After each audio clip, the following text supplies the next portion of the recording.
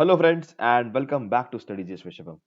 तो जैसे कि मैंने आप लोगों को बोला था कि उत्तराखंड अपर पीसीएस को मैं कॉम्प्रिहेंसिव वे से कवर करूंगा, तो उसके लिए मैंने आज प्रीवियस ईयर क्वेश्चन पेपर का मैं बता रहा हूँ, डिस्कशन कर रहा हूँ कि मैं आपको इस वीडियो में बताऊंगा कि किस तरह के क्वेश्चन जो है उस एग्जाम में पूछे गए थे, ताकि आपको आइडिया लग जाए कि आपको किस लेवल की प्रिपरेशन करनी है अपर पीसीएस की।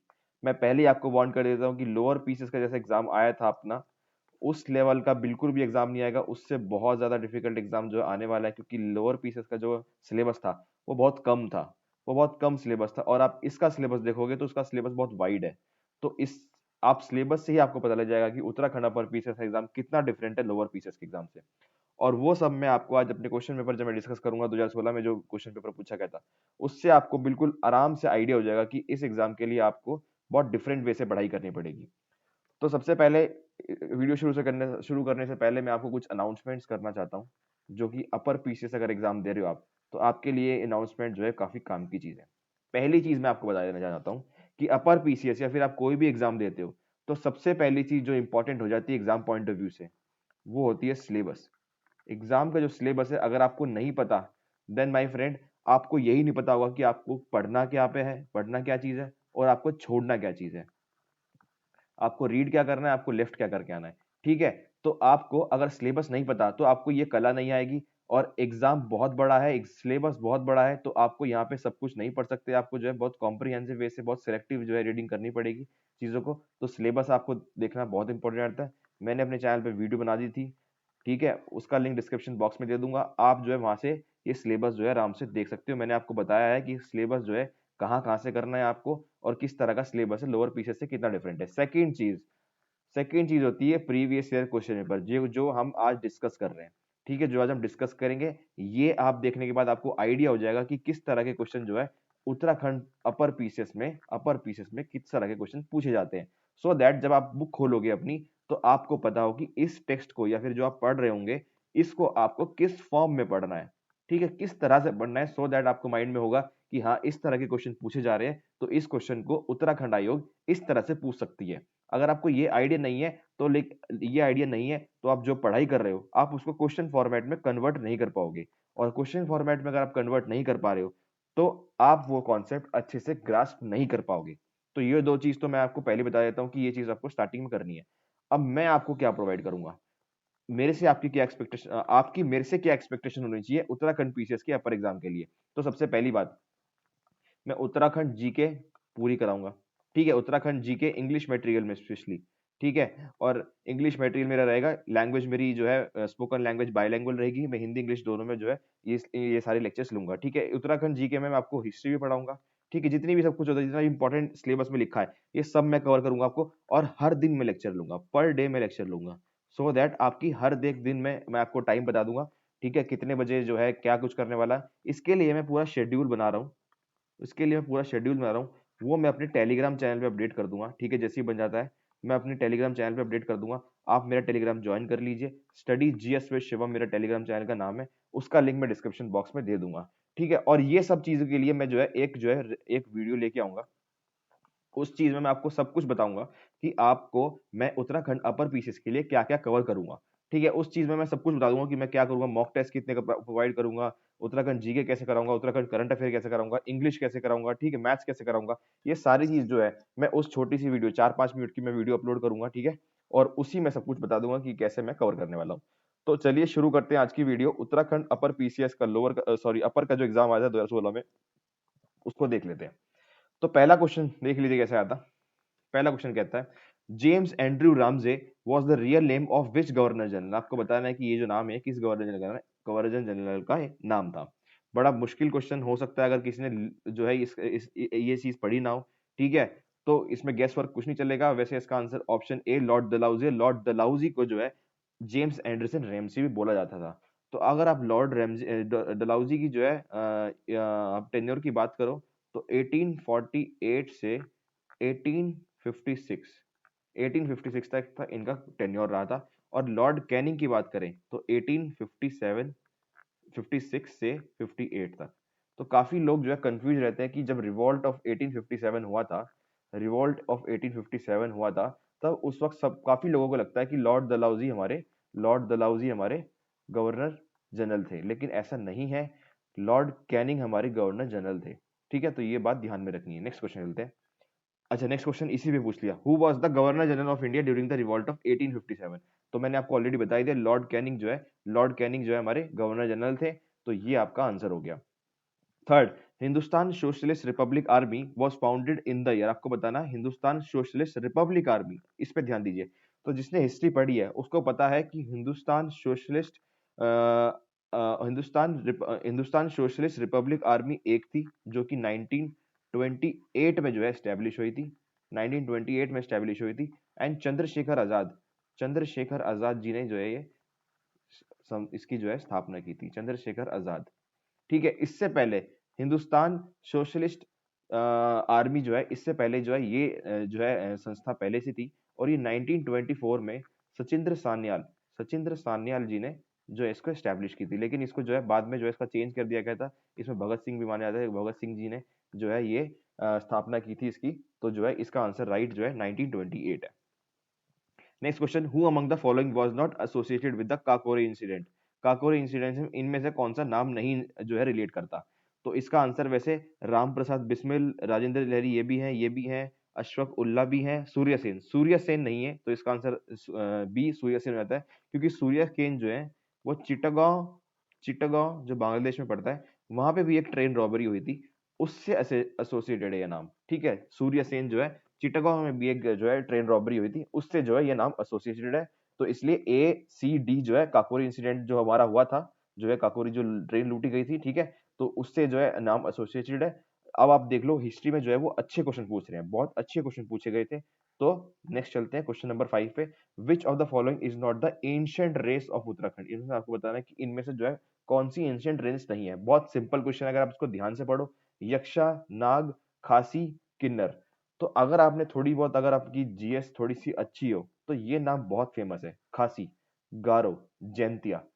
अगर आपको अभी भी याद नहीं आया तो मैं आपको बताता हूँ, ये जो है मेघालय मेघालय की बहुत फेमस ट्राइब्स है और बहुत फेमस हिल्स है, हिल्स भी हैं, और इन हिल्स के ऊपर ये रहती है ट्राइब, खासी, जैंतिया, गारो। ठीक है, ये जो है इनके नाम है। तो ये मेघालय की है, उत्तराखंड की नहीं है। तो ये इसका करेक्ट आंसर है। Next question, battle of Khurbura was fought in the year. आपको बताना है बैटल ऑफ खुरबुरा कौन सी सन में जो है फाइट किया गया था। तो इसका आंसर ऑप्शन बी 1804 है। इस बैटल में गोरखास ने सबसे पहला बैटल है जहां पे गोरखास ने जो है फाइट की थी, किसके साथ, गढ़वाल के साथ। तो पहला इन्वेजन गोरखास का इस बैटल से हुआ था। ठीक है, 1804 इसका आंसर है। Next question number 7, who demanded the separate administrative division for hill area in 1946 AD. आपको बताना है किसने एडमिनिस्ट्रेटिव डिवीजन की सबसे पहले मांग की थी। बड़ा फैक्चुअल क्वेश्चन है, इसमें कोई कॉन्सेप्ट वगैरह कुछ नहीं है। ठीक है, इसका आंसर है ऑप्शन बी, बद्रीदत्त पांडे। उत्तराखंड का क्वेश्चन है। अब आप यहाँ पे देखना कि उत्तराखंड भी यहाँ पे कितनी डिफरेंट पूछी गई, जो आपकी लोअर पीसीएस एग्जाम से पूछी गई थी। Option B Badridatt Pande is the right answer. Next question, treaty of Sugauli took place in the year. बहुत सिंपल क्वेश्चन है, बहुत आसान क्वेश्चन है। इसका ऑप्शन 1815 में ट्रीटी ऑफ सुगुली हुई थी, जिसमें आपको पता है ब्रिटिश ने जो है गढ़वाल से जो है समझौता किया था कि आपकी इतनी जो है बाउंड्री है और आपकी इतनी बाउंड्री है, जो जिसपे आपको पता है काली रिवर पे जो है था कि इसका जो वेस्टर्न साइड है वो इंडिया का होगा, और जो इसका ईस्टर्न साइड है वो जो है आप जो है रखो। तो जो है ये एक ट्रीटी मानी जाती है जिसमें आप इंडिया और नेपाल का जो है बाउंड्री का जो एग्रीमेंट है, लैंड एग्रीमेंट है, वो जो है इस ट्रीटी पे बेसिस पे है, ट्रीटी ऑफ सगोली। ठीक है, next question, under whose leadership the movement against deforestation was launched in the Reni village of Chamoli. बहुत सिंपल क्वेश्चन है, अगेन उत्तराखंड जीके का क्वेश्चन है। आपको पता है ये नाम जो है गौरा देवी, आपको पता है इन्होंने जो है चमोली में जो आपका ये चिपको मूवमेंट हुआ था, उसमें जो है कितनी अहम भूमिका निभाई थी। तो ये जो नाम गौरा देवी जो है इसका आंसर है। Again next question, very simple question, who was the founder of Parmar dynasty. Parmar dynasty के संस्थापक कौन थे, फाउंडर को बोलते हैं संस्थापक। तो इसका आंसर है option B Kanakpal. Again very simple question. Next, which of the following is not an old folded mountain. अब ये क्वेश्चन थोड़ा ट्रिकी है। इनमें से कौन सा ओल्ड फोल्डेड माउंटेन नहीं है, यानी मतलब इनमें से कौन सा यंग फोल्डेड माउंटेन है, यानी जो सबसे नया हो। तो उरल माउंटेन्स नहीं, अरावली माउंटेन बिल्कुल नहीं, अपालाचियन माउंटेन बिल्कुल नहीं। इसका आंसर एंडीज माउंटेन है। एंडीज माउंटेन जो है यंग फोल्ड माउंटेन है। यंग फोल्ड माउंटेन मतलब इसका मतलब ये है कि ये सबसे नए बने हुए हैं, और ये नए भी कुछ मिलियंस ईयर पहले बने थे। ऐसे ही हमारा हिमालयन जो सिस्टम है, हिमालयन माउंटेन सिस्टम है, वो भी, उसको भी हम यंग फोल्ड माउंटेन मानते हैं। यंग फोल्ड माउंटेन यानी जो है ये सबसे नए हैं। और आपकी जो पेनिनसुलर प्लेटू है आपका, पेनिनसुलर, तो ये गोंडवाना लैंड के बराबर है, मतलब गोंडवाना लैंड के टाइम पे है। आपने ज्योग्राफी पढ़ी होगी तो आपको ये टर्म्स समझ में आएंगे। अगर आपने जो है ये ज्योग्राफी नहीं पढ़ी तो आपको ये जो टर्म्स समझ में नहीं आएंगे। और उत्तराखंड अपर पीसेस के लिए आपको जो है ज्योग्राफी बहुत अच्छे से करनी पड़ेगी। मेरे हिसाब से तो आपको एनसीईआरटी पढ़नी पड़ेगी। ल्यूसेंट से काम आपका नहीं होगा। ल्यूसेंट में जो है बहुत लिमिटेड इन्फॉर्मेशन दे रखी है और फैक्चुअल इन्फॉर्मेशन दे रखी है। तो लूसेंट से आपकी बात नहीं बनने वाली इस एग्जाम के लिए। आपको ज्योग्राफी की एनसीईआरटी उठानी पड़ेगी। और अगर आप एनसीईआरटी नहीं उठाओगे तो आप, मुझे लगता नहीं कि उत्तराखंड अपर पीसीएस के कुछ जो जिस तरह से इस क्वेश्चन पेपर में पूछा गया है, तो वो क्वेश्चन जो है लूसेंट से सॉल्व नहीं होने वाले, बिकॉज वहां पे जो है कॉन्सेप्ट चीजें नहीं समझाई हुई है। नेक्स्ट क्वेश्चन की हम बात करें, 12th, which of the following is a basic landform. Again अब ये क्वेश्चन बहुत ट्रिकी है। इनमें से कौन सा बेसिक लैंडफॉर्म है? ठीक है, अब आपको यहाँ पे दिमाग लगाना है। ठीक है, आप देखो वॉल्केनिक कौन, चलो इसको हम साइड रखते हैं। रेजिडुअल माउंटेन, रेजिडुअल माउंटेन का मतलब क्या हो गया कि जो रेजिडुअल का मतलब क्या होता है, जो बचा कुचा, बचा कुचा मतलब जो कुछ टूट फूट हुई होगी, कुछ भी चीज बना होगा तो उसी को, उस चीज का ये माउंटेन बना हुआ है। ठीक है, तो इसको कैंसिल करो आप कि ये नहीं हो सकता, क्योंकि बेसिक पूछा हुआ है कि लैंड फॉर्म बनता किस चीज से, बेसिक क्या चीज है आपको। उसके बाद आता है Monod knock. Monod knock basically क्या होता है? मोनाड नॉक को जो एक माउंटेन है, माउंटेन के ऊपर एक छोटा सा रिज बना होता है, पेड़ों का रिज। रिज को बोलते हैं पेड़ों का थोड़ा सा फॉरेस्ट। ठीक है, तो ये प्लेट्यू टाइप या माउंटेन टाइप है। और इसके ऊपर जो पेड़ बना हुआ, पेड़ या फॉरेस्ट है, इसको, इस पूरे सिस्टम को आप बोलते हैं मोनाड नॉक। ठीक है, तो ये तो ऑप्शन वैसे ही एलिमिनेट कर दो आप। बचा इरोजनल वाटरफॉल और वॉल्केनिक कौन। इरोजनल आपको पता है कि इरोजनल क्या होता है? सॉइल इरोजन, तो जो है जो चीज वहां जहां से उखड़ जाती है, जो चीज उखड़ जाती है, जो चीज उखड़ रही है, तो वो प्राइमरी तो नहीं होगी। ठीक है, वो बेसिक लैंड फॉर्म तो बिल्कुल नहीं बनेगा वहां से। तो इसका आंसर वॉल्केनिक कौन है। अब मैं बताता हूँ वॉल्केनिक कौन आप ये आंसर कैसे और मार्क कर सकते थे। क्योंकि आपको पता है जो हमारी जो अर्थ की सतह है, अर्थ की सतह है, वो आपको पता है कि जब वॉल्केनो जब बाहर आया, वॉल्केनो जब बाहर आया, तो जो लावा निकला, जो लावा निकला, जो लावा निकला वॉल्केनो से जो लावा निकला, ये जो वॉल्केनो निकला, जो लावा निकला, ये जब ठंडा हुआ, ये जब ठंडा हुआ, कूल हुआ, ठीक है, तो जो टूल होके जो हमारी जो है सतह बनी, आपकी सतह बनी। और लैंड फॉर्म में क्या इंपॉर्टेंट, क्या क्या चीज आती है आपकी? माउंटेन्स। तो आप अगर आपने हिस्ट्री, अगर ज्योग्राफी अगर आपने पढ़ी है, तो आपको पता है कि माउंटेन सिस्टम हमारा किस तरह से बना हुआ है। ठीक है, तो उसमें वॉल्केनो को कितना इंपॉर्टेंट जो है रोल है, कितना इंपॉर्टेंट रोल है, तो वो आपको वहीं से पता लगेगा। तो इसका बेसिक लैंडफॉर्म का आंसर ऑप्शन ए, वॉल्केनिक कोन इसका आंसर है। Next question 13th। अगेन देखो ये सब चीजें आपको ल्यूसेंट में मेरे ख्याल से नहीं मिलेगी। देखो मैंने ल्यूसेंट देखी नहीं है, मैंने कभी पढ़ी नहीं है, बट आई नो कि उसमें जो चीजें फैक्चुअल कवर की हैं, उसमें जो कॉन्सेप्ट कवर नहीं किए हैं, तो ये चीजें आपको ल्यूसेंट में मेरे ख्याल से सारे क्वेश्चन नहीं मिलेंगे। ये क्वेश्चन देख लो आप, मैक्सिमम कोस्टल इरोजन। अब आपको एप्लीकेशन माइंड लगाना है यहाँ पे, किसी को आप ये चीज मुझे लगता नहीं कहीं पे लिखी हुई। मैक्सिमम कोस्टल इरोजन किस चीज से होगा? कोस्टल इरोजन का मतलब पता है कि जो आपकी जो समुद्र का पानी है, समुद्र का पानी है, ये जो मिट्टी है, ये जो किस चीज से मैक्सिमम उखड़ेगी। इरोजन का मतलब होता है उखड़ेगी। ठीक है, और ये पानी जो है आगे तक आ जाएगा, इरोजन। ठीक है, ये आगे तक आ जाएगा। तो इरोजन का मतलब आपको समझ में आ गया। मैक्सिमम किस चीज से होगा? वेव से, टाइड से, करंट से, सुनामी से। तो जिसने जो है ज्योग्राफी नहीं पढ़ी, अगेन ज्योग्राफी देख लो कितने सारे क्वेश्चन आ रखे हैं और किस तरह के क्वेश्चन आ रखे हैं। तो ये किसी ने अगर ज्योग्राफी नहीं पढ़ी और इन चारों का मतलब ही नहीं पता कि इनमें डिफरेंस क्या है, वेव्स में डिफरेंस क्या है, टाइड्स क्या होती है, करंट्स क्या होते हैं, सुनामी वेव्स क्या होती है, इनमें डिफरेंस ही नहीं पता, तो वो क्वेश्चन अटेम्प्ट ही नहीं कर पाएगा। ठीक है, तो इसके लिए अगेन आई विल से कि जो है ये टॉपिक्स जो है अच्छे खासे टॉपिक्स है, मैं यहाँ पे तो नहीं समझा सकता। ठीक है, लेकिन अगर आप लोगों को लगता है कि उत्तराखंड, सॉरी उत्तराखंड जीएस के पार्ट, जीएस के कुछ कॉन्सेप्ट्स है जो आपको आपको मेरे से समझने हैं, तो आप मेरे को कमेंट सेक्शन कर देना, जो है मैं वैसे उनके लिए मैं अलग से वीडियो बना दूंगा, अलग से समझा दूंगा। अगर वीडियो बनाना पॉसिबल नहीं हुआ तो मैं आपको एक सोर्स दे दूंगा, फॉर एग्जाम्पल मेरा जीमेल आईडी मैं आपको दे दूंगा, जीमेल आईडी मैं आपको दे दूंगा, आप मेरे को वहां से अपने डाउट पूछ सकते हैं, और मैं over a phone, mobile phone पे, ताकि आपको आसान से समझ में आ जाए, मैं आपको समझा दूंगा सारी चीजें। बेसिक पर्पस क्या है? आपका डाउट सॉल्व होना चाहिए। ठीक है, बेसिक डाउट क्या है कि आपका जो है बेसिक पर्पस क्या है, आपका डाउट सॉल्व होना चाहिए। तो क्वेश्चन पे फोकस करते हैं। मैक्सिमम कोस्टल इरोजन किससे होता है? वेव से होता है, क्योंकि waves are more permanent, waves are more permanent as compared to tides, currents and tsunami waves. ठीक है, सुनामी वेव्स जी हाँ बहुत डिवास्टेटिंग होती है, बहुत ज्यादा तबाही मचाती है, but tsunami waves are not permanent in nature. They comes very often, बहुत कम आती हैं वो, ठीक है। करंट्स भी, again currents and waves and tides में आपको डिफरेंस पता होना चाहिए, तभी आपको ये जो है ऑप्शन ए सही लगेगा, ठीक है। अगेन स्टैटिक पार्ट है आपका, आपको पढ़नी पड़ेगी। 14, very very easy question, what is what which is the lowest layer of atmosphere? D, troposphere, no need of explanation. इसका जो है सेल्फ एक्सप्लेनेटरी है, ट्रोपोस्फेयर सबसे नीचे की जो है आपकी एटमॉस्फेयर, जो है आपकी लेयर है एटमॉस्फेयर की। 15th question, again a good question, the equatorial circumference of the earth is what? आपको नियरली बताना, एग्जैक्ट नहीं बताना, आपको बताना कि इक्वेटोरियल सर्कमफ्रेंस, इक्वेटोरियल सर्कमफ्रेंस मतलब ये आपकी अर्थ है, तो ये जो आपका एरिया बना पीछे तक का, ये आपको बताना है ये कितना है एरिया। अच्छा, इक्वेटोरियल सर्कमफ्रेंस इसको बोलते हैं, इक्वेटोरियल सर्कमफ्रेंस इसको बोलते हैं, और पोलर सर्कमफ्रेंस इसको बोलते हैं, जो नॉर्थ से साउथ जाती है, जो नॉर्थ से साउथ जाती है उसको बोलते हैं पोलर सर्कमफ्रेंस, ठीक है। तो इसको जो है, इसकी जो एरिया है इसका 40,000 मेरे ख्याल से 98 या 78 जो है इसका जो एरिया है किलोमीटर ऑब्वियसली, और इसका जो है 40,016, तो काफी कम डिफरेंस है। आपको याद रखना है कि ये इक्वेटोरियल जो रीजन, ये यहाँ से अर्थ जो है मोटी है और यहाँ से थोड़ी सी जो है पतली है, ठीक है। पतली क्या है, इससे कंपेयर थोड़ी सी पतली है, ठीक है। Next question, again a very good question, आप देख लो ज्योग्राफी के कितने कितने अच्छे क्वेश्चन पूछे हुए हैं, ठीक है, कितने अच्छे क्वेश्चन पूछे हुए हैं। Next question, which of the following ocean current is not associated with the Pacific ocean? इनमें से कौन सा करंट जो है पैसिफिक ओशन में जो नहीं होता? अगेन आपने अगर ओशन करंट्स नहीं पढ़े हैं तो आपको ये आंसर आप सॉल्व कर ही नहीं सकते, और आपको पता भी होना चाहिए कि वो फॉरेन जो है कहाँ पे होते हैं। कैनरीज, कुरोशियो, कैलिफोर्निया, हम्बोल्ट। तो आपको बताना है यहाँ पे जो है इनमें से कौन से ओशन, कौन से ऐसे ओशन करंट है जो पैसिफिक ओशन में नहीं होते। तो हम्बोल्ट बिल्कुल होता है, कैलिफोर्निया, कुरोशियो, कैनरीज। तो इसका आंसर बेसिकली, इसका आंसर वैसे कुछ, कुरोशियो आपको पता है टोक्यो के आसपास है, कुरोशियो जो है टोक्यो के आसपास है। कैलिफोर्निया, कैलिफोर्निया भी आपका जो है आपका अमेरिका के पास है। द आंसर इज कैनरीज, कैनरीज जो है आपका नॉर्थ अटलांटिक, नॉर्थ अटलांटिक में है, तो कैनरीज इसका सही आंसर है।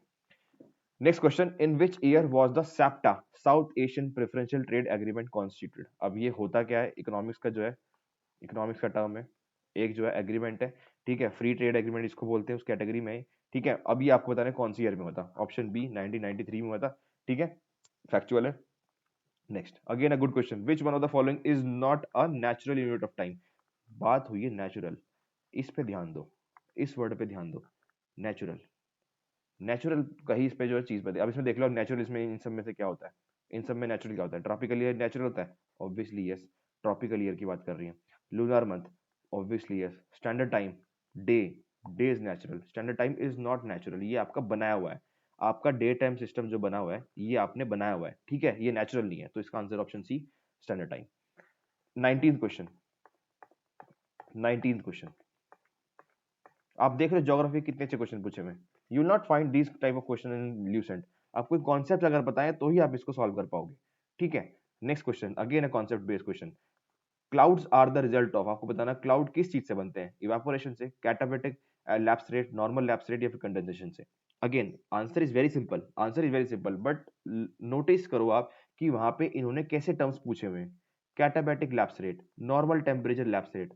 आपको ये चीज अगर नहीं पता है, ये चीज नहीं पता है आपको, तो आप अपने आप को जो है काफी मुश्किल में डाल लोगे। मैं आपको बता रहा हूँ ज्योग्राफी की आपको एनसीईआरटी मस्ट है, पढ़नी पड़ेगी, पढ़नी पड़ेगी एनसीईआरटी आपको 11th क्लास की, ठीक है। Physical, physical geography of India मेरे ख्याल से उसका नाम है, फिजिकल ज्योग्राफी, फिजिकल ज्योग्राफी नहीं, सिर्फ फिजिकल ज्योग्राफी उसका नाम है, ठीक है। 11th क्लास की है, ब्लू कलर की किताब है, ठीक है। तो ये आपको किताब पढ़नी पड़ेगी, तभी आपका उत्तराखंड उत्तराखंड पब्लिक सर्विस का जो अपर का एग्जाम है उसकी जो है ज्योग्राफी कवर होगी। ल्यूसेंट से आई डोंट थिंक ल्यूसेंट से कवर होगी, आप ल्यूसेंट कवर कर रहे हैं तो जो है आप जो है किस्मत के भरोसे जा रहे हैं कि वहां से क्वेश्चन फंस जाए, but I don't think question फंसेंगे, बिकॉज लोअर पीसीएस का एग्जाम नहीं है, अपर पीसीएस का एग्जाम है। चलिए क्वेश्चन पे आते हैं, clouds are the result of, answer is condensation, condensation आसान इसका आंसर है, बट आपको पता होना चाहिए कि बाकी तीन टर्म क्या होते हैं। नॉर्मल टेम्परेचर लैप्स रेट क्या होता है, इवेपोरेशन आपको पता ही वो क्या होता है, कैटाबैटिक लैप्स रेट क्या होता है, ठीक है। आपको नहीं पता मैं समझा दूंगा, वैसे ब्रॉडली बताता हूँ। नॉर्मल लैप्स रेट, जो ये हवा है जब ये इवेपोरेटर के ऊपर जाती है, तो जो सराउंडिंग, यानी सराउंडिंग जो आसपास की, जो आसपास का जो उसका वातावरण है वो कितना चेंज होता है, उसका टेम्परेचर कितना चेंज होता है। जैसे आपको पता है जब पहाड़ी इलाके में जाते हो, ऊपर जाते हो, तो जो है आपको ठंडा महसूस होता है, बिकॉज आपका जो आसपास का टेम्परेचर है वो ठंडा हो जाता है। तो ये एक फिगर है 6.5 किलोमीटर, 6.5 जो है किलोमीटर पे जितना ऊपर जाओगे तो इतनी जो है हवा ठंडी होती जाएगी, इस रेट से जो है ठंडी होगी, 6.5 प्रति किलोमीटर से ठंडी होगी, ठीक है। तो इसको आप बोलते हैं नॉर्मल लैप्स रेट। और कैटाबेटिक लैप्स रेट का मतलब ये होता है जब ये पार्सल ऑफ एयर, जो ये एयर है, एयर का जो पार्सल है, ये जो एयर है इसके अंदर, ये किस रेट पे चेंज हो रही है, जब ऊपर जा रही है ये किस रेट पे चेंज हो रही है, तो उसको बोलते हैं कैटाबेटिक लैप्स रेट। बहुत ब्रीफली बताया, समझ में आपको किताब में आएगा। अगेन डाउट है तो आप पूछ सकते हो। जीमेल आईडी मैं आपको बता देता हूँ, चलो मैं जीमेल आईडी आपको बता देता हूँ, मौर्य शिवम 14@gmail.com। कोई भी आपको डाउट हो जीएस का, कोई भी डाउट हो कोई भी सब्जेक्ट का, आप मेरे को इस आईडी पे जो है मेल कर दो and I will get back to you. मैं जल्द से जल्द कोशिश करूंगा। और जिस तरह का आपका डाउट होगा, अगर आपको मेरे को लग रहा है आपको डाउट आपका सब्जेक्टिव है, तो मैं वहाँ पे उसका आंसर जो है रिटर्न फॉर्मेट में दे दूंगा। अगर आपको डाउट मेरे को लग रहा है कि इसको कॉल पे बताना पड़ेगा, फोन पे बताना पड़ेगा, तो मैं आपको इसको फोन पे बता दूंगा। I will provide my number over there, ठीक है, फिर टेलीग्राम पे जैसे भी है मैं आपको ये आपको डाउट सॉल्व कर दूंगा। द पर्पज ये आपका डाउट सॉल्व होना चाहिए, क्योंकि एग्जाम जो है हमने क्लियर करना है, टाइम कम है, पढ़ाई बहुत ज्यादा करनी है। Next question, which of the following pairs is incorrect. Incorrect बताना आपको कौन सा पेयर है। ऑप्शन इसका बी है, देवरी ताल। टिहरी जो है ये टिहरी में नहीं है, ये टिहरी में नहीं है, ये आपका आई थिंक रुद्रप्रयाग में है, रुद्रप्रयाग में, हाँ चोपटा के पास है मेरे ख्याल से, देवरी ताल बोलते हैं वैसे इसको, देवरी ताल ट्रैक है ये। I have been there, very very very good track. जा सकते हो तो चले जाना, कभी टाइम मिले तो अपर पीछे का एग्जाम दे लो उसके बाद जाना। देवरी ताल ट्रैक है, बहुत सुंदर ट्रैक है, रुद्रप्रयाग के पास है, टिहरी में नहीं है, तो इसका आंसर ये है। Where is Khatling glacier situated. Again factual चीजें हैं, उत्तराखंड से आपको याद करके जानी है, याद करो रटो जो भी करो, जो मर्जी करो। आंसर इसका टिहरी गढ़वाल है, ठीक है। तो इस तरह क्वेश्चन आ रहे हैं, देखो। Eastern Dhauli Ganga is a tributary of, आपको बताना ईस्टर्न धौली गंगा किसकी ट्रिब्यूटरी है। ऑप्शन बी काली की ट्रिब्यूटरी है, अगेन स्टेटिक पार्ट है उत्तराखंड का, तो आपको करके जाना है। Which of the following national park of Uttarakhand has been included in Project Tiger. आपको बताना है प्रोजेक्ट टाइगर में कौन सी नेशनल पार्क जो इंक्लूड होता है किसमें, 2016 में।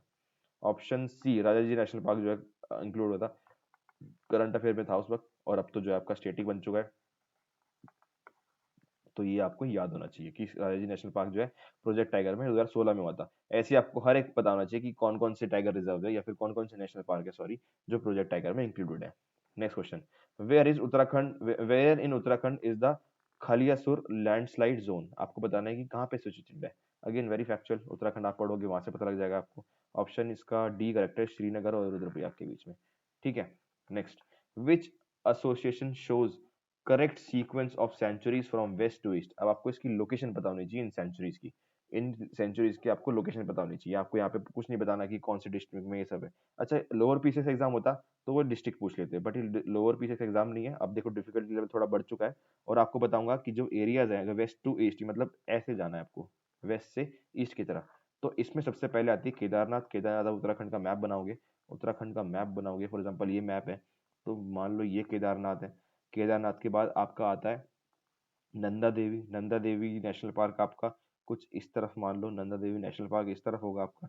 उसके बाद आता है आपका बिनसार। बिनसार आपका कुछ इस तरफ, मान लो आप बिनसार इस तरफ होगा, और अस्कोट वाइल्ड लाइफ सेंचुरी इस तरफ। यानी आंसर इसका होगा केदारनाथ, नंदा देवी, केदारनाथ, बिनसार, हाँ केदार, ये सी इसका आंसर है, केदारनाथ, नंदा देवी, बिनसार, अस्कोट, ये इसका करेक्ट सीक्वेंस है। आप इसका प्लीज मैप देख लेना, मैप देख लेना, मैप देखोगे तभी याद होगा, अदरवाइज ऐसे नहीं होगा। बट मैंने आपको बता दिया, ये केदारनाथ है, ये आपका नंदा देवी है, उसके बाद बिनसर ये है, उसके बाद अस्कोट ये है। तो आप मैप देखोगे आपको सारा चीज क्लियर हो जाएगा। बट आपको अभी ब्रॉड आइडिया लेना है कि आपको जो है किस तरह के क्वेश्चन पूछे जा रहे हैं।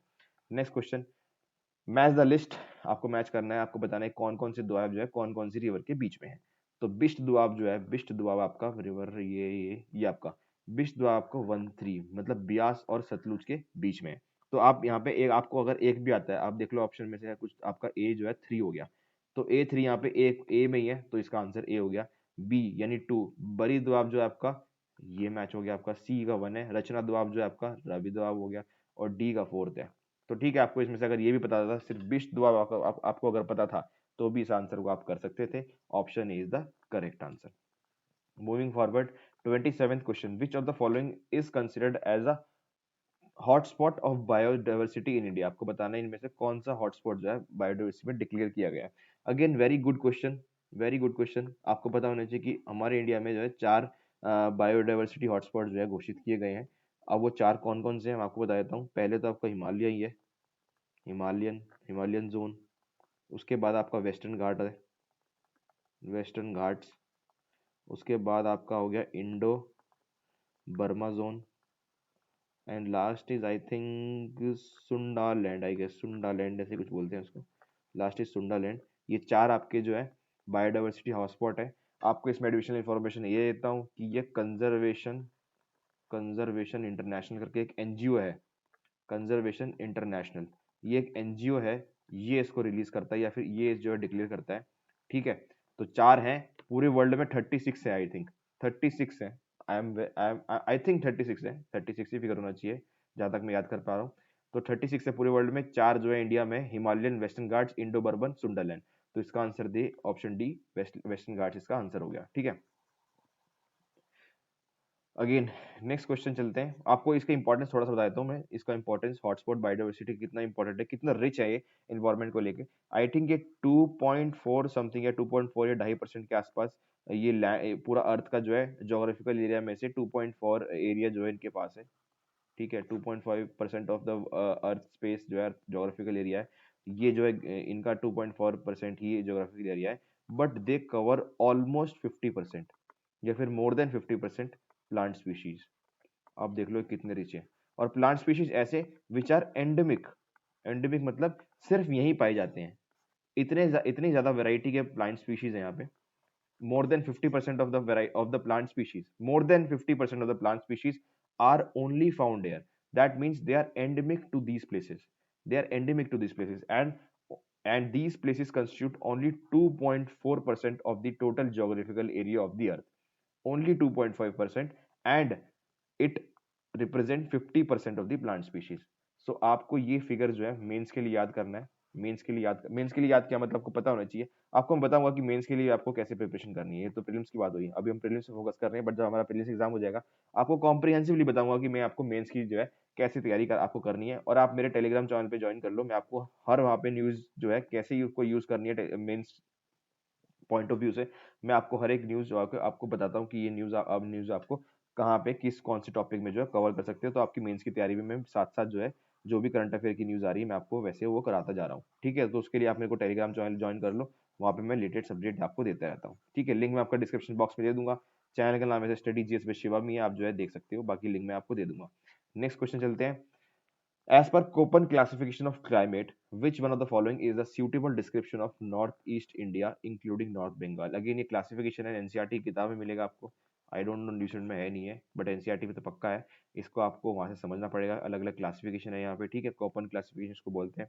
इसका आंसर होगा ट्रॉपिकल, सब ट्रॉपिकल, ट्रॉपिकल, वेट, ह्यूमिड। इसका आंसर है ह्यूमिड सब tropical climate with dry winter, ये इसका आंसर है। ठीक है, नेक्स्ट क्वेश्चन हम देख लेते हैं।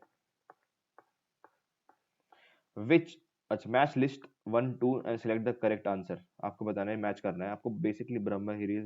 तो ये बेसिकली ये बताना है आपको ये रिवर्स कहाँ से ओरिजिनेट करते हैं, कहाँ से ओरिजिनेट करते हैं।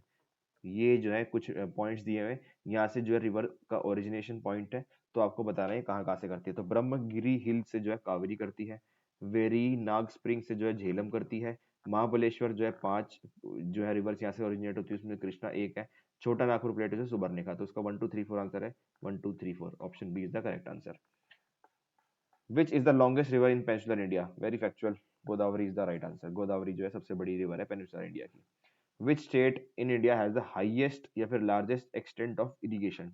परसेंटेज में पूछा है कि सबसे ज्यादा आपका जो क्रॉप का जो एरिया है वहां पे इरिगेशन सबसे ज्यादा जो है कि कौन सी राज्य में है, मतलब जो है कितने ज्यादा एरिया को इरिगेशन कवर कर रहा है। ठीक है, तो सबसे ज्यादा आपको पता ही है पंजाब में ऑलमोस्ट 98% जो क्रॉप्स हैं वो इरिगेशन से कवर हो जाती हैं। ठीक है, they are not rain fed है वो नहीं है, मतलब बारिश पे भरोसे नहीं है उनके पास, इरिगेशन सिस्टम अपना है, इसलिए पंजाब जो इतना अच्छा करता है जो है आपकी फार्मिंग में। ठीक है, next question, 32 question, very good question. 32 question, Indian satellite series which is being considered या फिर यूज्ड फॉर टेलीकम्युनिकेशन। आपको बताना टेलीकम्युनिकेशन सैटेलाइट इसमें कौन सी है। तो Rohini is an experiment satellite, it is not.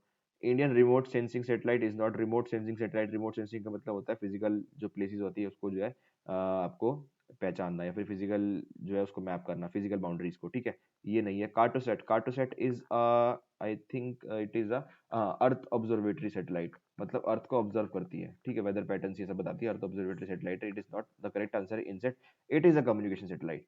Communication satellite आपको पता होना चाहिए इसका मतलब क्या होता है, बेसिक चीजें आपको ये पता, ये स्टैटिक पार्ट आपको मैं यहाँ पे नहीं पढ़ाऊंगा, तो वीडियो आपकी बहुत लंबी हो जाएगी, अलग से डिस्कशन जब कभी होगा तो करेंगे, ठीक है।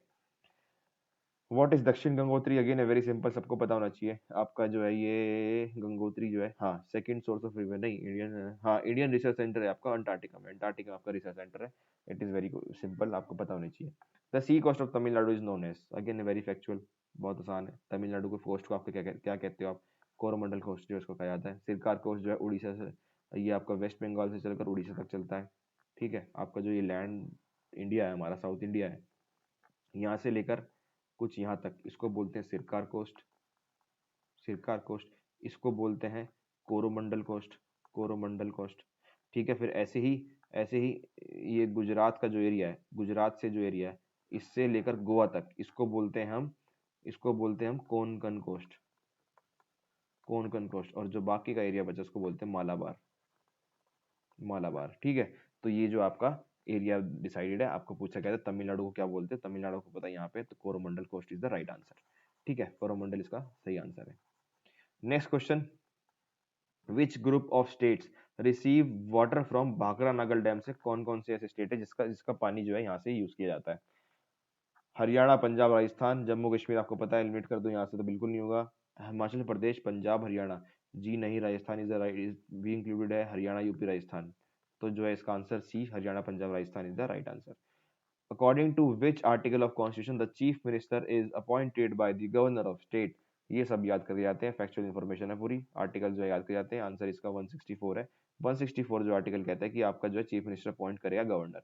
163 क्या कहता है कि there will be a council of minister, there will be a council of minister with the lead with headed by chief minister, headed by chief minister, there shall be a council of minister headed by chief minister and it will be जो है वो governor को report करेंगे, ठीक है, governor को जो है रिपोर्ट करेंगे, ठीक है। तो ये आर्टिकल 163 है। 165 is related to, I think ये आपका स्टेट अटॉर्नी जनरल जो होता है उससे रिलेटेड है, state attorney general. And 166 is related to 166 is related to what, अभी मुझे याद नहीं आ रहा 166 किससे रिलेटेड है, बट इसका करेक्ट आंसर 164 है, ठीक है, 164 is the correct answer. Moving forward, moving forward, 166 किसका था मुझे याद ही नहीं आ रहा अभी, चलो कोई नहीं। How many members of Lok Sabha are elected from Uttarakhand, आपको बताना है कि लोकसभा से कितना जो है सीट्स हैं उत्तराखंड की, 5 है, very simple. How many nominated members are there in legislative assembly, very simple, again एक मेंबर जो है नॉमिनेट किया जाता है लेजिस्लेटिव असेंबली में। Lal Bahadur Shastri, again very simple question, dream place for many of us, Mussoorie में जो है लबासना है हमारी। Who was the first chairman of Uttarakhand public service commission, very simple, factual है, सब याद कर जाते हैं, श्री एपी नवानी इसका करेक्ट आंसर है। Who among the following was the lady governor of Uttarakhand, very simple, factual है, मार्गरेट अल्वा जो है इसका पहला, इसका आंसर 2006 में मेरे ख्याल से थी वो, ठीक है, 2006 में थी वो शायद, तो सी इसका आंसर है। Again look at the type of question they are asking, factual भी हैं, कॉन्सेप्ट्स भी हैं, तो दोनों का मिक्स है। Which of the following institutes are considered necessary to promote unity among diversity in Indian federalism? Indian federalism से अगर आप क्या समझते हो कि सेंटर और स्टेट के जो रिलेशन है वो अच्छे होने चाहिए।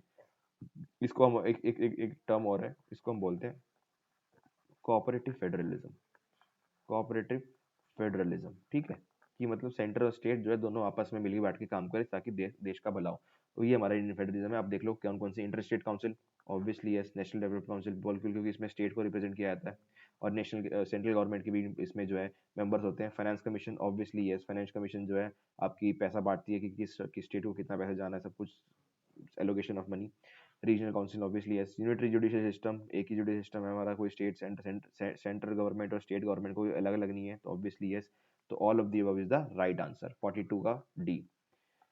विच of the article of the constitution the state of Jammu Kashmir has got a special status, बहुत मुश्किल क्वेश्चन है, इसको ध्यान से देखना, 370 इसका आंसर है, जो कि the provision of reservation for OBC बताना है आपको, is made in the constitution under which article, आपको बताना है ओबीसी का जो रिजर्वेशन होता है कौन से आर्टिकल के तहत हुआ था। 13 14 नहीं, एलिमिनेट कर लो, 14 15 नहीं, 17 18 नहीं, आंसर इज 15 16।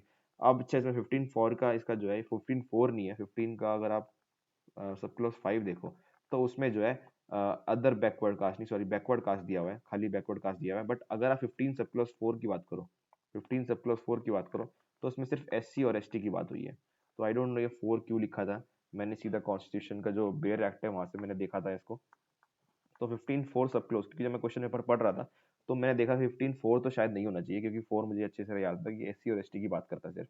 तो मैंने क्लैरिफाई करने के लिए इसको बेरेट खोला मैंने, तो वहाँ पे जो है 15 सब क्लोज 4 में SC ST की बात की है, 15 सब क्लोज 5 में जो है बैकवर्ड क्लास की बात की है। तो आई थिंक ये 4 नहीं 5 होना चाहिए, but the correct answer is C, क्योंकि यहाँ पे 15 और 16 की बात की गई है। ठीक है, हमारे 15 16 आर्टिकल में ही वो दोनों चीजें हैं। नेक्स्ट क्वेश्चन की बात कर लेते हैं फटाफट। Which article of the Constitution of Indian Republic relates to protection of life and personal liberty? Very simple question. Article 21 हमारा जो है right to life है, personal liberty का। Under which article of Constitution of the separate scheduled tribe commission जो है कौन से article के तहत बनाई थी? अगर आप इंडियन पॉलिटी आपने पढ़ी हुई है, 338 में पहले साथ थे SC और ST, बाद में जो है इसको अलग कर दिया था, तो 338 is the answer, 338A is the right answer.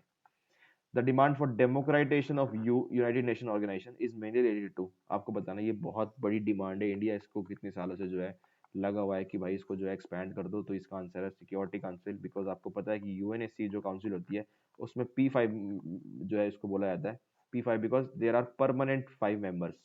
ये परमानेंट है, ये कभी चेंज ही नहीं होंगे आपके permanent 5 member. Again very obvious, US, China, the mighty Russia, your France and your United Kingdom. ये आपके 5 जो है परमानेंट 5 मेंबर्स है, ये हमेशा रहते हैं सिक्योरिटी काउंसिल के मेंबर। और ये एक तरह से वीटो भी करते हैं, क्योंकि कुछ भी अगर रेजोल्यूशन पास करना हो सिक्योरिटी काउंसिल से, तो अगर इन्होंने से एक भी ने एक लोग एक के देश ने भी आपत्ति जता दी उस विषय पे, तो जो है वो जो है रेजोल्यूशन पास नहीं होता है। तो ये जो है वीटो पावर उसको बोलते हैं। ठीक है, तो ये 5 नेशन है, इसको बोल रहे हैं हम बहुत दिनों से कि यार डेमोक्रेटाइज कर दो, इसको चेंज कर दो, इसमें हमें भी इंक्लूड कर लो। तो इसका आंसर जो है option C security council is the right answer.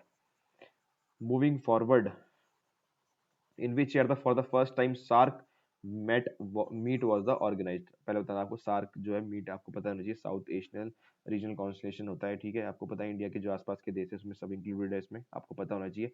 इसमें पूछ रहा है कि ऑर्गेनाइज कब हुई थी, पहली जो है इंडिया में कब हुई थी, ऑर्गेनाइज इन इंडिया। पहली तो 1985 में हुई थी, if I am not wrong. Bangladesh में हुई थी ये, ढाका में, ढाका डिक्लेरेशन है इसलिए मुझे याद है। 1986 सेकंड हुई थी यहाँ पे इंडिया में, तो सेकंड इसका आंसर है 1986।